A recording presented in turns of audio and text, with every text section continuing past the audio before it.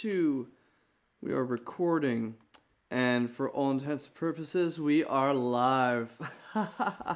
Hello, and welcome all to the Dead Until Dusk Paranormal Podcast. Yay. Turn off the lights, light a candle, do what you gotta do to be spooky, and welcome to episode 1. I am Connor Henry. I am a co-founder of a paranormal investigation group called Dead Until Dusk Paranormal. And on this podcast, we're going to be talking with fellow investigators, friends with ghost stories, people we don't know with ghost stories, anybody with ghost stories, and hopefully along the lines, we are able to go to certain places we talk about and investigate and have videos for the masses to see. Our guest tonight is the awesome, incredible Lewis Wolf. Lewis, raise your hand to the people. Even if you can't see him, he's rose his hand. He's great. Thanks for having me. Thank you for being here. He is a fellow paranormal investigator, and he has his own YouTube channel too, called Unlockable Content. So please go to YouTube. Check out Unlockable Content, and please give his channel a big thumbs up, smash all the buttons, share it with the world, and make sure you're signed up and subscribed to all of his awesome content that he's putting out for all of you.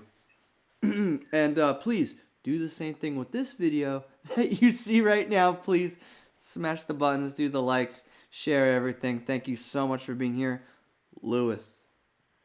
We have arrived. Thank you for having me. It's good to talk to you again. Yes, sir. Yes, sir. We caught up a little earlier today. So, first and foremost, I mean, we've got you had some photos. You had a video that was really awesome. Stuff. Yeah. When you first blasted out that you were looking for people to talk to, I'm like, I know I've got some stuff that he's going to enjoy. And I guess I should mention just real quick how we met. Everything with us ties together back to haunted locations. And this has kind of been my life too. I actually have a painting right here, done by a fellow artist who is a manager at the location we're about to talk to. This is the patron saint of Philadelphia. This is Karen Lee of Delco Witchcrafts. We'll do plugs for that later, but no, we've got lots of Philadelphia ties. Anyway. I don't know why St. John hasn't caught on for him. But yeah, you and I, we met acting at Terror Behind the Walls, which is Eastern State. Terror Behind the Walls is a fundraiser at Eastern State Penitentiary during the season of Halloween within Eastern State Penitentiary. It's Terror Behind the Walls. 6 attractions within this historic landmark in the middle of Philadelphia, which happens to have some history. At Unlockable Content, it's hashtag not sponsored, but could be. Great. Nice. Well, hey.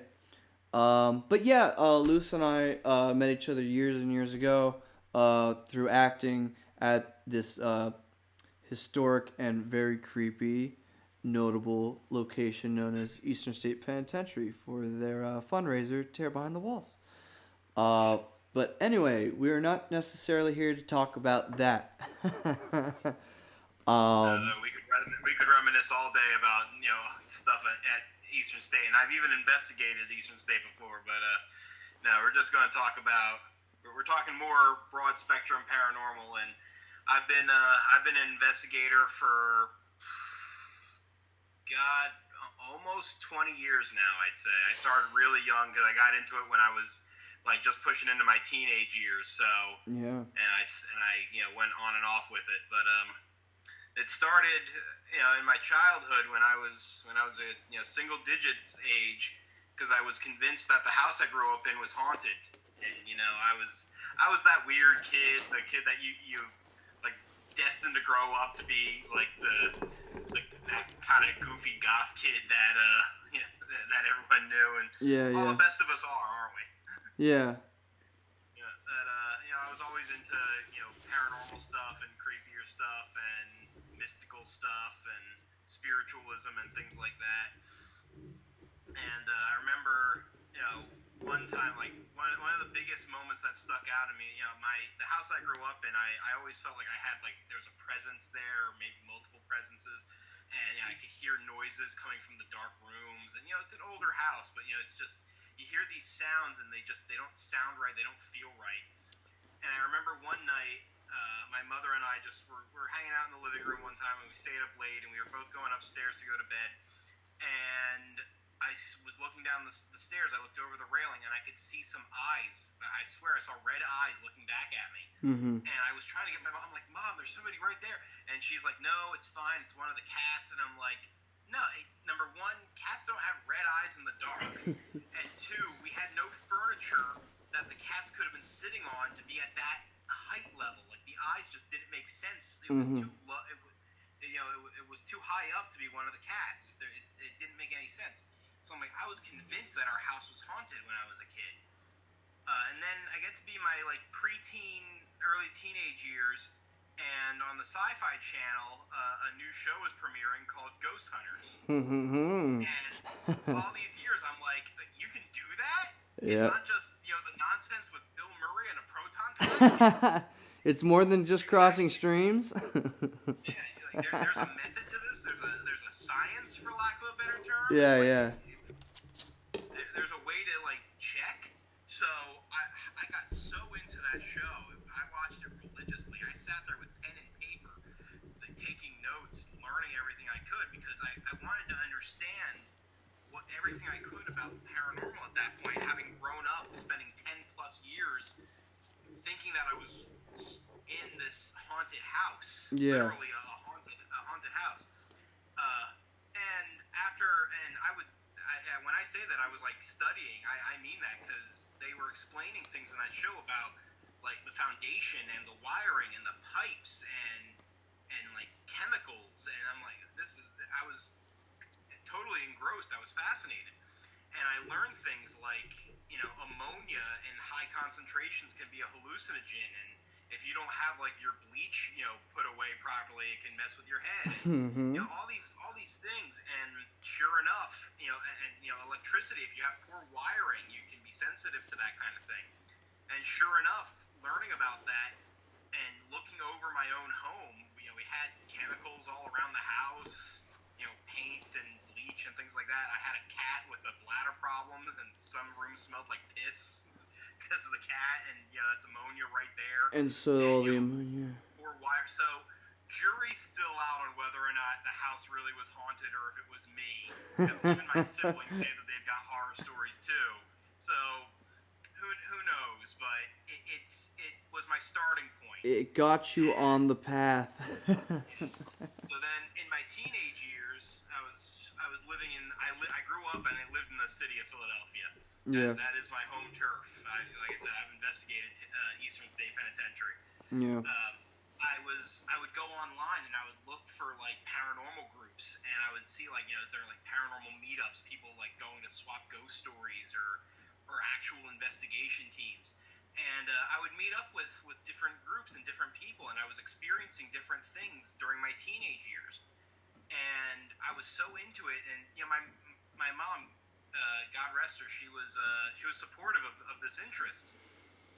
Mm-hmm. And so I grew up, spending my teenage years meeting up in the city with investigation teams, having meetings and discussing things and learning from them, and going to places like Eastern State, and we would take like family vacations, and I'd actually look out for like ghost tours and things like that. So I've actually been up and down the coast. I've been to the Lizzie Borden house in Boston. I've been down to Moundsville Penitentiary. I sent you.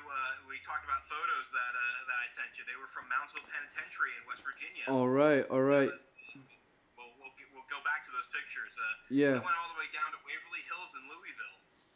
Oh, excellent. So I consider myself very lucky that I've gotten to travel and see these places. And even one time, my stepsister, she lives in Maine, and while we were out there, we popped over to Rhode Island because it's right there. And I actually went to TAP's headquarters. Really? And yeah, and I got to meet Brian Hornois and Andy and Donna, and I've got pictures somewhere. I got to meet those guys. It was funny actually.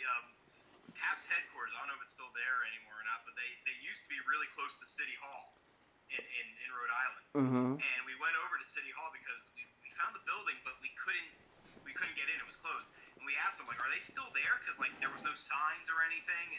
And they said, oh, we think they moved to this other location. So we went over to this other location, and it turns out that other location was actually TAP's Paranormal magazine. So while I was there, I signed up for a subscription to TAP's Paranormal. Like, why not? Hey, while we're here. Then we went back to check the building, and sure enough, we walk in on Brian Hornois shooting some B-roll for future episodes. Oh, nice. Very That cool. shows you how early on this was in the series, because Brian Hornois was still on the show, and he hasn't been part of. He hasn't been there in forever. I remember when they first aired and sitting in the lights off living room, TV on with my mom, because this was like an historic event. They're gonna have ghost hunting on. Like, there'd been other things, but this was like really looked accessible, and I used it just like you did and many others as a basic tool as to this is like the breakdown how to go about doing this. New generations of investigators. And it's all because of that show. We wouldn't have Ghost Adventures without it, and like all that crazy stuff, And I can say, locally to here where I am now, I live in Pottstown. Not far away is Penhurst Asylum. Yeah. And Yes, sir. They have an event there called Paracon. Hashtag not sponsored, but could be. And twice now, I've been to Paracon twice, and I've gotten to meet Grant Wilson twice now. And Very cool. One of the nicest dudes I've ever gotten to meet. I went in not this past year, but in 2019 I went again, and I got to meet Steve and Dave Tango, and those are great guys. And you're meeting so many cool people through these events. Chip Coffey, John Zaffis. Okay. It's just yeah. such amazing people. All right, cool. Well, that's awesome. I mean, that's really cool. I won't lie, I'm a little jealous. I'm trying to, so thank you. Well, it's working. It's working. So those are just that's my background a little bit. But to get into some of the places that I've actually been, I sent you those pictures that talk specifically about Moundsville. Yeah. Yes. And you actually shared some stuff with me before, and you were people talking about interactions that they've had. And Moundsville was an amazing experience. Moundsville Penitentiary was one of the last prisons in the United States to still use hanging by execution. Oh, really? They were like one of the longest holdouts for that. They had a special barn set up where they had a drop down ceiling, and that was where they did the executions. So that was they were like the last ones like hold out for that form of execution for the longest time. You know what? I feel like I've been there.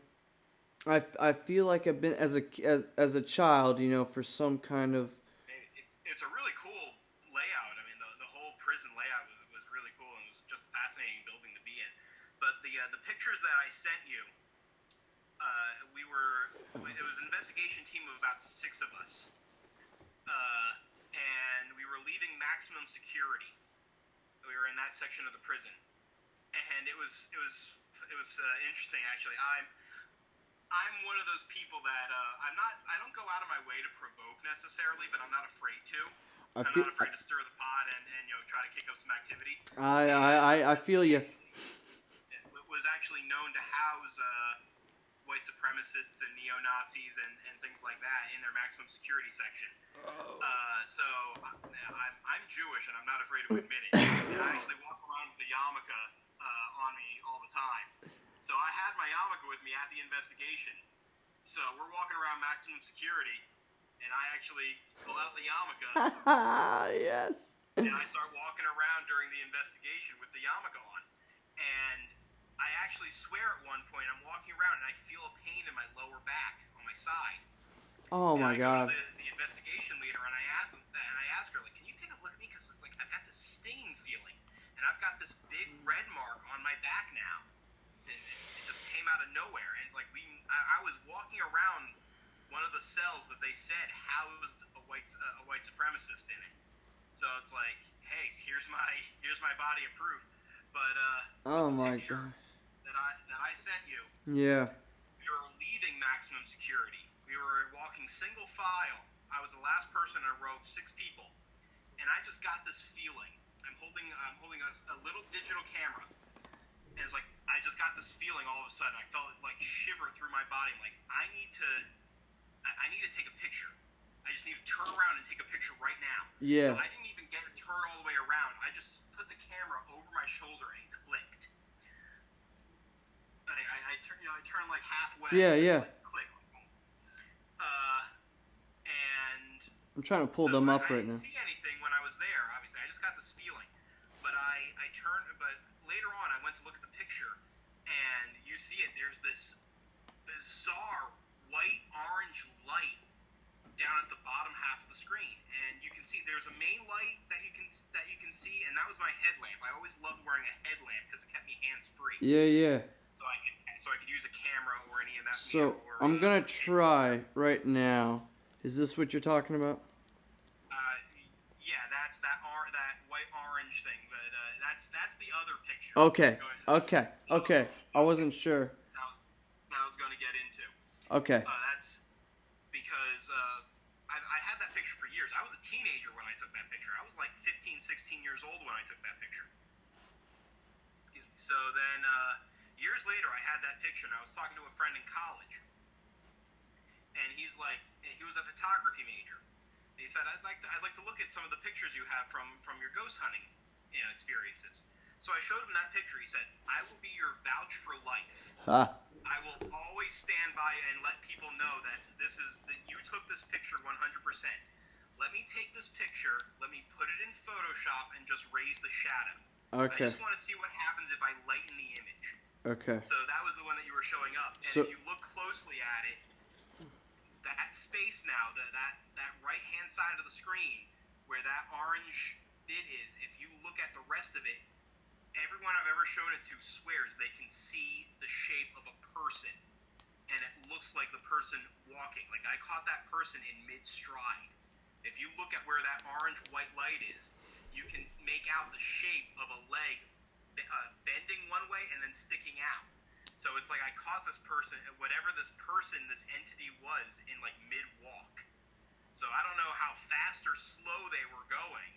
It certainly wasn't at a normal person's speed, but there was something going on there.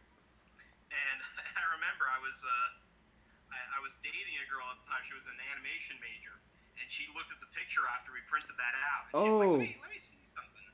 Yeah. So she actually she laid some tracing paper over it, and she started drawing these circles next to it. And I asked her, "What are you doing?" And she said, "Well, in animation, you measure characters in head sizes." Yeah. So she starts drawing these circles next to the figure. How tall was that door, the gateway, to get into the maximum security? I'm like, I don't know, somewhere between like around like 8 foot tall, maybe 10 foot tall. She's like, that's how tall this thing is at least. Oh. And I'm like, what? How? You've got to be joking. She's like, no, the perspective, that's how it measures out. So I was like, so just the more we analyzed this picture, the weirder it got. It was the most wild thing. It's so the fact that something was hiding underneath that image the whole time is just, all these years just blew my mind. And I mean, I'm taking another closer look at the image. We're gonna blow up the image. It's gonna be along this video somehow. You zoom in on there. I mean, tell me you can't see it. It almost looks like coming out of that weird like smoky mist, whatever's happening. And that's like what helps form the leg almost, even though you can tell there's like Like his leg is out, the knee's bent, the other leg is down. He's wearing like It is wearing pants, Out, yeah. and like Detail there's a long sleeve black shirt just by what it looks like. Definitely looks like standard prison garb. And it almost looks like the other hand is like elongated down. Like, do you know what I mean? And if you look up, I swear it looks like it's like hunched shoulder. Oh, totally. So, like, if she's saying it's 8 feet just on that alone, and it's bent over, what's going on? So, Moundsville Penitentiary, you're one of my favorite places I've ever been. Wow. I mean, just really based on amazing. these photos, it looks like another place that should go to. I would love to go back to Moundsville Penitentiary. That was truly one of the greatest experiences of my life. And yeah, I said, and again, another one I'd love to go back to. I went to Moundsville. I went to Moundsville after I went to Waverly Hills, if I remember correctly. Mm-hmm. Waverly Hills was one of the first major haunted attractions. Like they put it on, no, it's haunted places I've been. Yeah. And I'm not ashamed to say it, but I'm not proud of it either. That's the only time in my life I've ever ran. You ran. It made you run. Because I was completely caught off guard in a moment, and it freaked me out, and I ran back to the group. So you have to tell me. Tour group for this one. This wasn't like a personal private investigation small team. This was a tour group. Okay. But I was so excited. I was walking around with my tape recorder going everywhere. Camera. I was Total like tourist mode. Tourist mode. I was a kid in a candy store. Ah. I had people looking at me like, what the hell is this kid doing? And I was just so caught into it. And the tour guide loved my enthusiasm. And I remember we were about to walk onto the 4th floor, which is most famous for shadow people. Yeah. And we're about to go into this room, and he's like, "Hey, investigator, how do you feel about standing on the other side of the door by yourself while I tell this next story?" And I'm like, "You never go anywhere alone. Rule number 1." No, I was brave, but not that brave. As I tell a story about running away.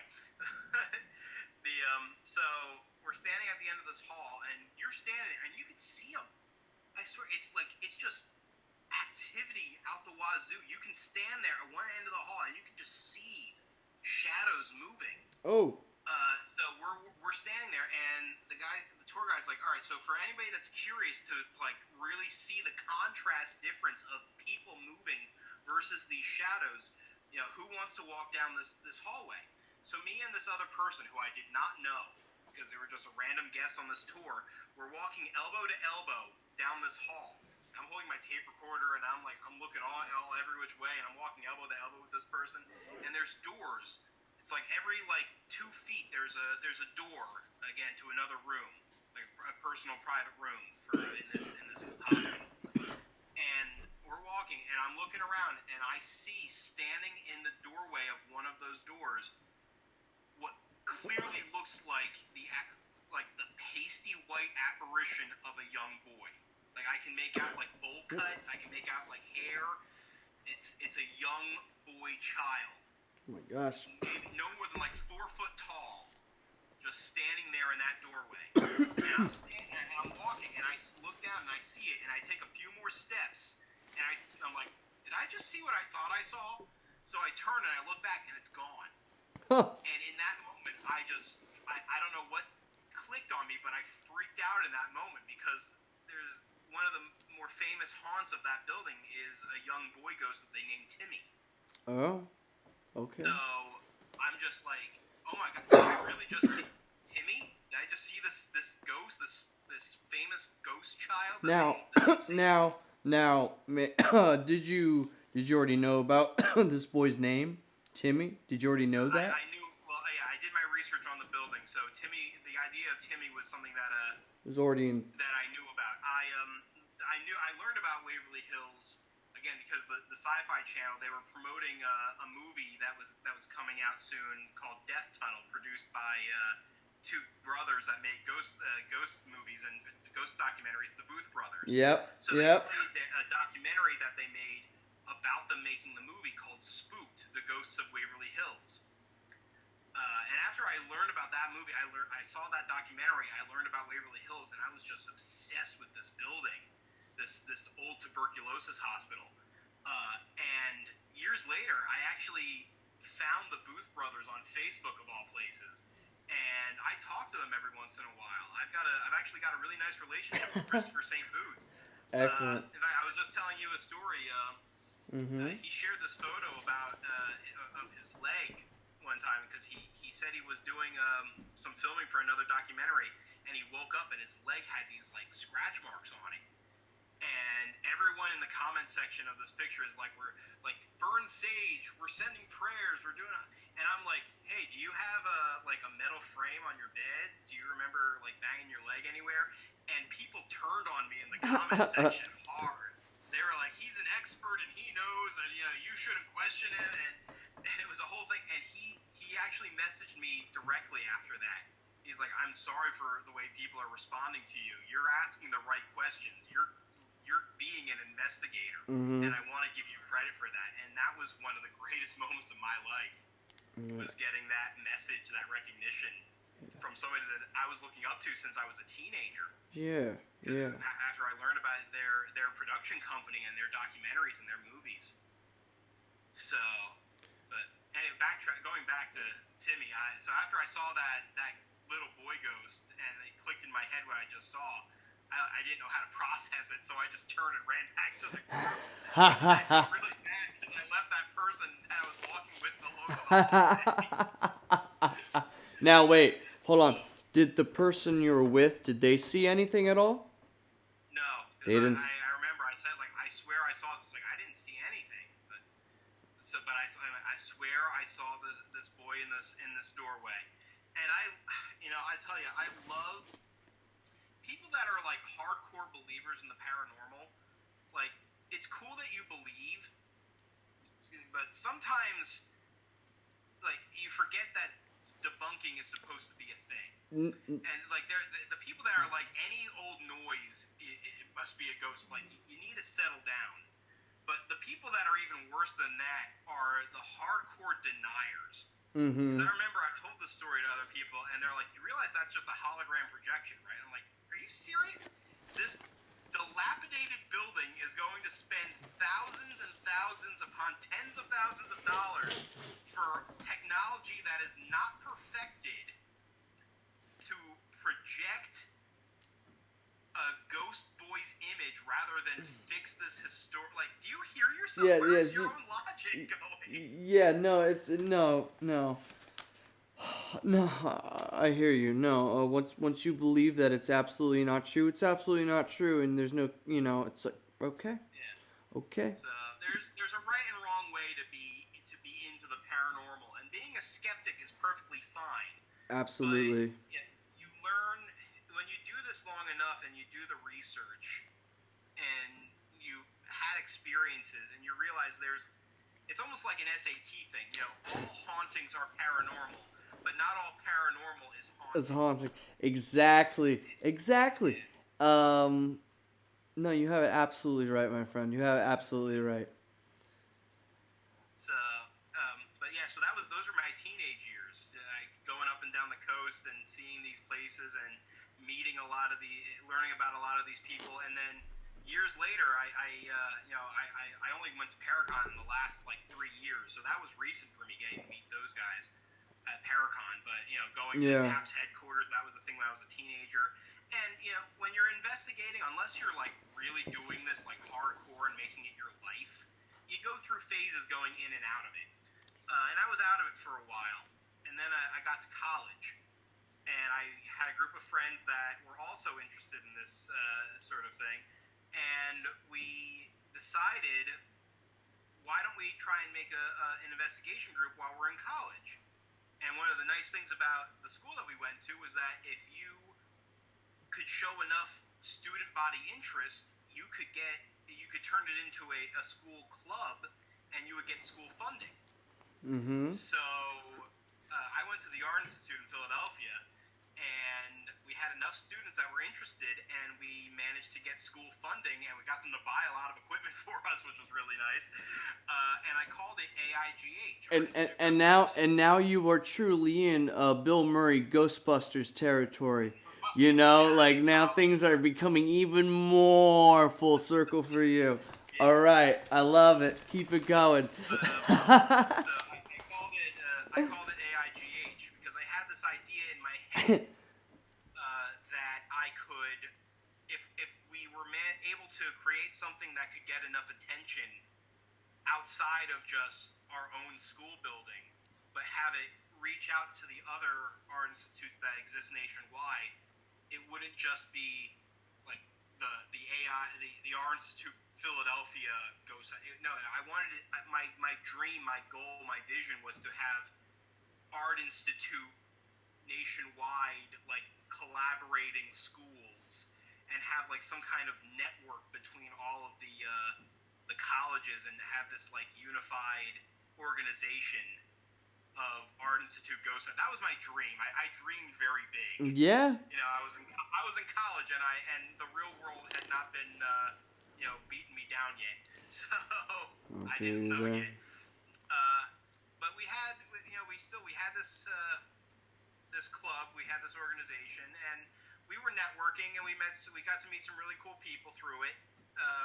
We did some other radio podcast type shows before, because it's the rise of the college investigators and everything. And we had made plans to investigate different places. We investigated the school buildings a lot, actually.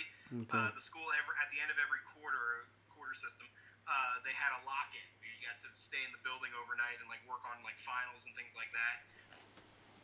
So we talked to the school, and they actually allowed us to have like floors of the building, like not cut the power necessarily, but turn off the lights and be empty, and we had those as investigation space. And it was so much fun to do that, and we had students all the time asking us, "Can you investigate our dorm?" Everyone was convinced the dorm building was haunted. Everybody had a story. Everybody had something. Everybody's room had something. We saw a shadow walk through a door. And we found out again, because there is a method to this. There's a science to it. We almost every room had its own fuse box. Every dorm had like its own fuse box, and we would run the K2 meters over them, and they were all just layering up to nice fancy black. Mine was gray. We always keep it on just in case anybody wants to pop in. But they would all bust right up to red, and we'd look at them, and they looked old and just not that great. And it's like, this whole building is probably a fear cage. It's just probably horribly wired. And that's too. People aren't thinking about real world things. Yep. Yeah. Yep. So, but I have two fun stories that I'll tell after I tell one other story, because there was something interesting, and I want to tell you because I sent you this video. Okay. I wasn't sure about the dorm rooms necessarily, but in the dorm building, there was a space called the mezzanine, and no students were supposed to go there. It was just this dark. It looked like a horror movie setting. It was this dark office space looking area. It was just very clinical looking, like an office. Yeah. But it was just decrepit. Like there was holes in the ceiling, and it looked like it was constantly under construction. So we used to sneak down there to investigate all the time, because we figured, if nothing else, a good investigation team needs to do practice runs. They need to learn how to work as a unit. Yep. As a team. Yep. So if we didn't get any activity, at least we were able to practice. And this was a good setting to practice in, because it was creepy, so you could work on your nerves. You could, test things out, test out ideas, see what works, what doesn't. So we had a decent little group with us. There was I think anywhere from 8 to 12 people with us as we were walking around, and different people had flashlights, and we were standing in different spaces. And you got to understand, the way this was set up, we were pretty far in this room. There were windows, big windows, but it was dark. We were doing this at night, obviously, because we didn't want to get caught. and there were big windows, but they were far away. They were like a good 20 feet away from where we were. This was a long space, Yeah. big open room. Uh, and so I'm standing there. I'm holding the camera. So in this footage, if you see it, I'm holding the camera. This is And the I'm footage moving the that you camera from sent left to me. right. This is the footage that you sent me Yeah. today. I sent you this. All right, excellent, excellent. Yeah. I'm moving the camera left to right, and you can see somebody's flashlight has like a focal point on the left side of the screen. Yes. But as I'm moving this way, you can see what looks like a figure move along left to right also. And we went back and checked it. We didn't see anything when we were shooting. It was not there until we went back and reviewed the footage. Well, yeah. So we went back and checked after we saw this thing. It was a metal door, and it was cruddy and it was rusted. It did not have a good solid reflective surface by any means. So we see it, and it looks like this figure moving at its own pace. It was not moving along with the camera because I was moving at a certain speed. This thing is moving at its own pace, slower than any of the rest of us, and it like steps in, and you can make out like the shape of arms at like a 45-degree angle. And it like stands there for a moment like it's observing us, and then it like fades away off this door. And it's this bright white, like almost like ethereal white looking color, human shape. And it wasn't there. And we found it on the footage afterwards. And none of you saw that. We were giddy. Yeah. I said none of you saw that as it happened. It was only when reviewing. There was a group of us down there. Nobody saw anything. Yeah. So we went back. We went back as a smaller group, and we tried to recreate it. Because, again, if you're a good investigator, you try to debunk. You need to debunk just so you know that you can say, we can't explain it. Mm-hmm. Exactly. So we went back down there, and we tried everything. We stood roughly about where we thought everybody could have been, where people were, where flashlights were, and we were bouncing lights every which way. And we eventually bounced the light off of the ceiling at a right angle, and it bounced onto the door. And we were able to recreate kind of the same color, the same shade of white light, but we could, no matter what we did, we could not get that same human shape. So take what you will for that. I mean, that seems like enough for some people to debunk it, and I respect that, but I'm still not convinced because it was just moving so weirdly, and the shape was just so perfect. It's like, how could I don't know what to say about it other than it was paranormal. That's how I feel upon reviewing it and looking at it. I mean, unless somebody was standing in a window or another doorway with enough light to hit the door or whatever to cast, to me it looks like somebody opening up a curtain or something.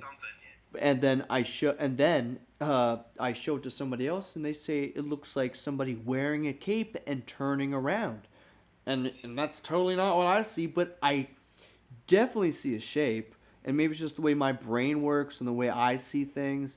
But I'm seeing like this like shape of almost looks like an old school curtain in a window, and a figure in the middle of that, and like that figure in the middle and the light around them, and then they're like closing a curtain. I mean, for me it's really clear when I rewind the footage. I can see that image, I don't know, everybody interprets everything differently, but I can tell you it's not normal. Something is strange, and it's definitely giving off its own light. If anything, it's paranormal. I can't explain it. You can't explain it. You couldn't recreate it easily, if that. No. Yeah, and we tried. We went down to that mezzanine a couple of times, and we couldn't get it again. So, and that's the thing. It's people talk about ghost hunting because you can't call it a science because you can't recreate it. But we're dealing. If you're going to talk about this as a science, we're dealing with an intelligence. You're talking about ghosts. This is an intelligence. There's people. So they know what you're trying to do, and then they'll either want to be seen and something else will happen again. Maybe not exactly the same, but something. Or it's going to just be messing with you, and it's going to avoid it because it can, because it knows. And so, it can't. Is it a perfect science? No, but there's so much out there. It's like you're a fool. I don't want to insult anyone. But you're a fool to not at least say maybe. And that's where I live in my life. To me, it's all true until proven otherwise. Like, why not? I had two more good stories to tell from the college investigation years. So we were invited to investigate two particular dorm rooms. They were both female girls' dorms. Okay. The one they asked us to come in and investigate, so they left. They actually let us stay in there. They were going to leave us there for like a couple of hours overnight to let us investigate their dorm and really check it out. So we were in there already for like a good 2, maybe 3 hours, really trying to just get in there. We were settling into the investigation. Yeah. We just checked one of their rooms. We were walking back into through the living room, and we were about to head into another room. And I remember I wasn't holding the camera, but one of my other investigators was. And suddenly, the main door to the dorm opens up, and we see backlit through because we're in pure darkness. So we see backlit through the hallway. We just see this silhouette shape of a person, and we're like, "What the?" We were all getting like really amped up. So we're like, "What's going on?" They flick on the lights, and it's one of the girls that lives in the dorm holding a bag of Taco Bell. Oh my gosh. Apparently, while she was out, she decided to smoke something. Oh yeah. Completely forgot that she had an investigation team going through her dorm. If there was gonna be a night to write a note for yourself, that would have been it. Yeah, right. Uh. That kind of thing happened a fair bit because we're in art school. So Hey, you're in always an had art a couple school. of hotheads here and there, and like they want to join us for an investigation. Like, you're not putting us in your eye. Sorry, but no. Hey, So that was one you're at one college. out until she remembered what was happening. Like, people broke into her room, and she's like, "Oh wait, the ghost hunter's right." Right. These guys, I allowed to be And here. after that happened, we're like, I think we're done. Oh. So there was that one. Then there was the other one, the other girls that invited us in, and at the time I was single, and these were some pretty cute girls. So I'm like, all right, let me like really lay it on thick a little bit for this investigation. Lewis, Here. you dog. Play with them a little. You dog.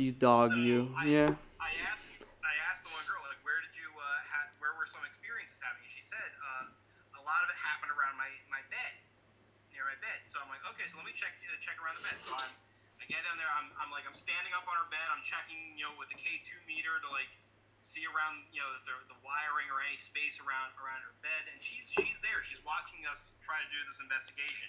Okay. So I'm like, all right, let me check around. So I get down on the floor and I'm checking underneath her bed. Now I don't know if she was just a bit of a mess or if she pushed stuff underneath her bed thinking I wouldn't be going under there. But the next thing I knew, I'm crawling underneath her bed with my K2 meter and I'm swimming through this girl's underwear. Yo. So I think we got some plasma over here. So. For anybody that's tuning into this podcast and thinking to yourself, I don't know how I feel about wanting to investigate, there's a chance you could be rolling around in hot girls' underwear. If it happened to me, it could happen to you. It could exactly. There are perks to the job. Not just big cockroaches. But, I thought it'd be entertaining to kind of wrap myself up on some entertaining stories. Excellent. Because that's the truth of it. I mean, they say that when it comes to investigating, 99% of situations can be debunked. Mm-hmm. So we're all looking for 1%. That's not a big number. Yep. But it's there. But and you can find it. And to me, that's fascinating. It's just too fascinating to ignore. That little tiny microscopic thing that we can't explain. Sometimes it's frustrating, sometimes it's boring, sometimes it's hilarious. But you have great experiences. You get to bond with amazing, like-minded people. So if you enjoy history, if you enjoy architecture, there are reasons to get into investigating just beyond the paranormal. You know, it's weird. Culture to it. And it's weird to me because it's like, oh my goodness, it's just another part of life, people. So, and for me, I look at it this way: if you enjoy life a lot, you know, it's like we can only look forward to the next step. What did Peter Pan say? To die would be an obligated adventure. We live in an adventure now, and for all we know, there's another adventure waiting for us afterward. And like, just to taste some of that right now, I don't know. I mean, once you have a crazy experience, you cannot ignore it anymore. And I've got even more story. I don't want to spoil everybody on everything right now. I want a reason to come back. I was just about to say, Lewis, we gotta have more shows with you, man. You kick it off. We're gonna have you every season, brother. I've got stories from investigations that I went on to Rolling Hills Asylum in New York. Oh. Or other experiences from the AIGH days. I told you a story about some security guards in the dorm building. I'm not spoiling it more than that. But making people curious, make them want to come back. So. And I love it. I love it. I really hope that we get to talk about more of these stories and start this. You said you're trying to start this community, this thing nationwide. We might have a shot of that now. I don't know. Absolutely, yeah. Do it right with some better people now. And as long as we. College days were fun, but we're adults now, so we know how to do it better. We're adults now. I mean, we hope that we can do it better. We run into technical difficulties sometimes, but hey, all good things come with humble beginnings. I know all about that because I've got for my shameless plugging with my own YouTube channel. It's not a paranormal channel. It's just my yes. gaming comedy channel. But I've talked about some of my paranormal experiences before, usually around like Halloween videos and things like that. But, yeah, of course. Yeah, unlockable content. It's my personal my passion project. It's something I actually originally started with one of my co-hosts and my old co-host, my original co-host was one of my team leaders for the investigation club. Okay. The channel has changed since then. It's changed hands. I have different co-hosts now, but it's just, it's a fun, we try to just make people laugh. That's what we care about. We're just trying to have fun. And even here, we're talking paranormal stuff, but it's just about the fun. It's friends having fun, talking with each other, reminiscing, and all that good stuff. And I've had a blast talking to you, man. I really cannot wait to talk to you, not only on this platform, but on many more. Hopefully, we'll see with the way, we'll see the next time we get to be in the same place. I'm something soon. We'll have to, I'm really hoping, based on some of the stories, there was another, Lewis and I tried to talk earlier. We ran into technical difficulties.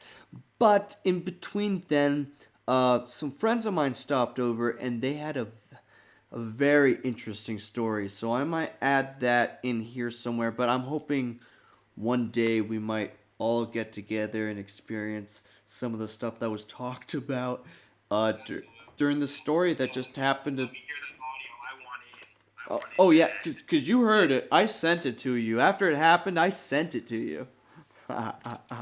So we'll find a way to make that happen. Lewis, we've talked for a little bit over an hour, just a little bit, I believe. Well, I mean, you basically got my life story right there. Well, hey, no, we got just a little bit because obviously you have a lot more to go. And then, hey, if it's anytime soon, knock on my door and let us know that things are happening. I'm kidding.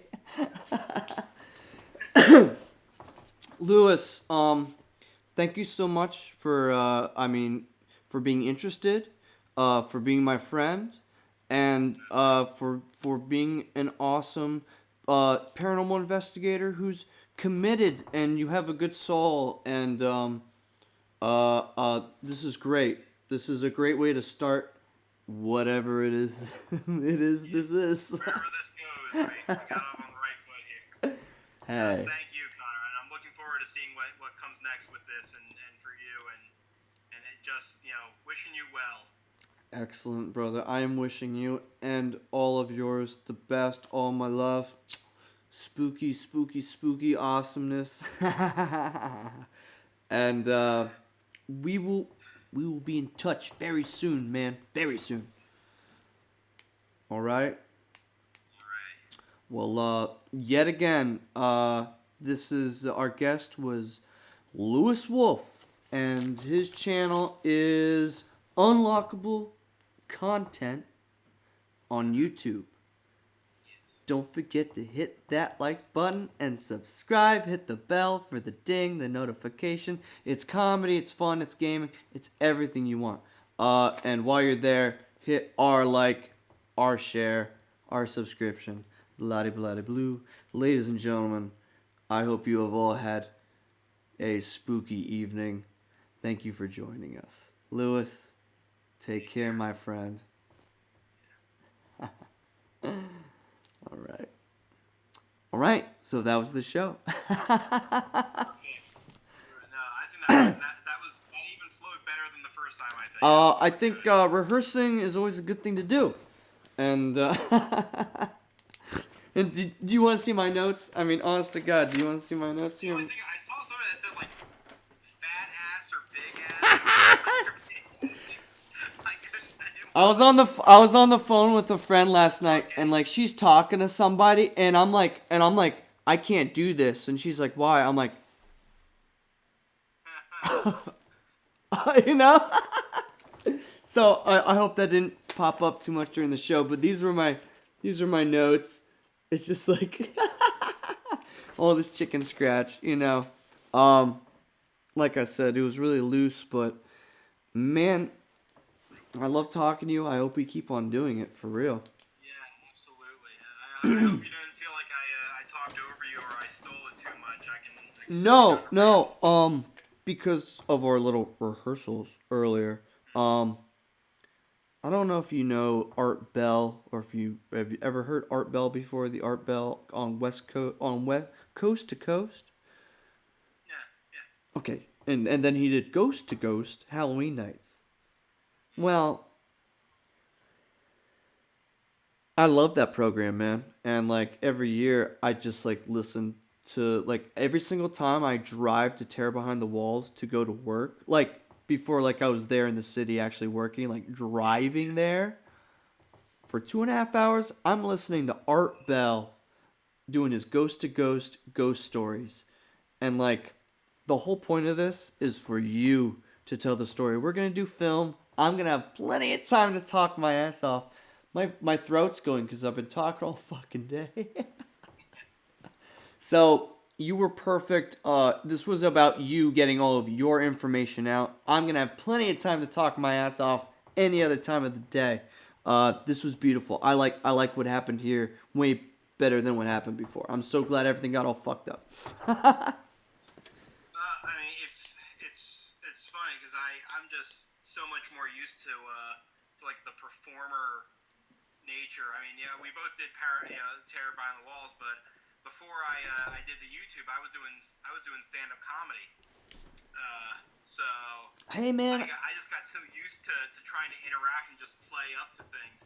So if you go in and watch those like early videos from the YouTube channel, you could feel me carrying the whole show. And man, I mean it's good because I'm such a in-person kind of guy. I'm very physical. I'm very like in the moment. Like if you're here, we're vibing the fuck. Like I'm letting you do your thing. I want you to tell that's what this podcast is. It's not so much about me in this. The filming, like going out, I'm going to be a little bit more like, hey, a little bit more fun because I imagine that that this podcast, it's a podcast. We're trying to get your voice out there, right?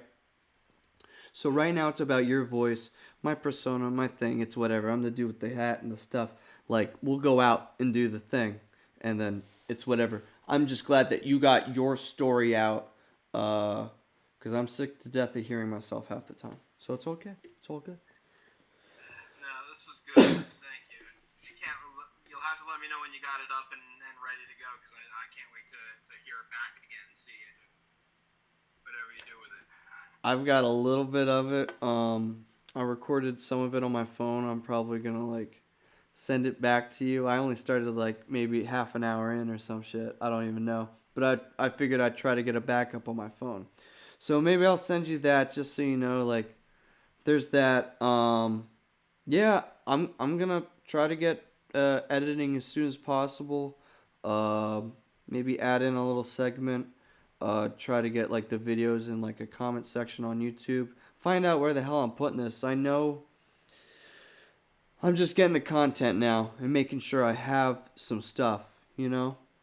So, I'll tell you, I don't know how quickly you were looking to like start as far as like uploading and building the presence goes, but it never hurts to take the time to kind of build up a backlog before you start uploading.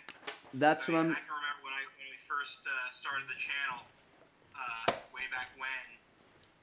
We would meet for recording sessions, and we would record like 5 things at a time. And then I was only trickling out an episode a week, so I had time to work Edit and work. And I've been watching these podcasts. I've been listening to I've been watching videos and listening to podcasts for a while now. And like listening to the how tos and this is what I did. So yes, I mean, welcome to the cutting room floor. We're trying to get the content now so that we can have a few things edited and ready to go as we launch. We already have content. We're ready to go. We've been working hard. This is it. So it won't be very soon, but we're just pushing to keep on getting stuff. I got stuff lined up for next week already to talk to other people. So, I'm glad to hear that, man. I'm looking forward to it. and if all else fails, I'll call you again. I'm starting to fade a little bit here, so I gotta. I am too. I was sipping on the last bit of my coffee just to get through the rest of this video. So, alright, you be safe, man, and be in touch. I'll talk to you later. You too, man. Peace out. Thank you so much. Bye. This was good. This was nice.